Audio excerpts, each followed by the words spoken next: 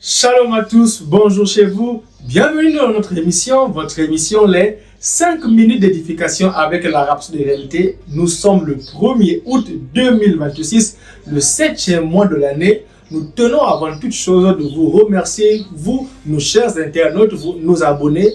Merci pour vos efforts, pour vos partages, vos republications, votre amour et votre engagement sur la plateforme Great Forest ainsi que sur l'ensemble de notre plateforme. Merci de continuer à propager le message de Christ à travers les réseaux sociaux. Alléluia.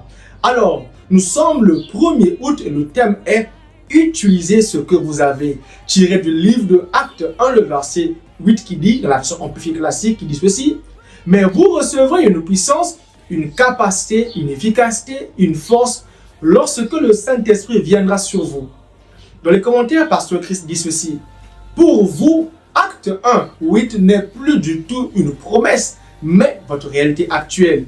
Le Saint-Esprit en vous signifie la puissance en vous, la capacité divine d'opérer des changements et de produire des résultats. Par conséquent, cessez de chercher à l'extérieur ce qui se trouve déjà en vous. Ne demandez pas à Dieu de vous donner de la puissance ou n'attendez pas qu'il fasse quelque chose pour vous. Utilisez ce que vous avez déjà. Vos paroles ont de la puissance. Tout ce que vous dites s'accomplit. Marc 11, verset 23. C'est pourquoi refusez de vivre comme une victime.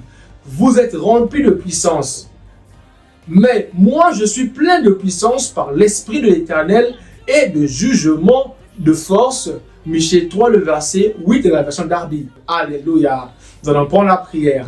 Cher Père, je te remercie pour la puissance du Saint-Esprit en moi. Je marche en ayant pleinement conscience de cette puissance et je proclame ta parole avec assurance.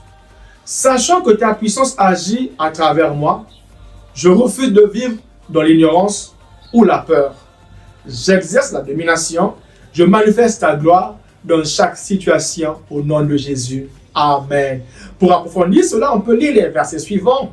Éphésiens 1, 19 à 20, 2 Timothée 1, le verset 7, et Éphésiens 3, le verset 20.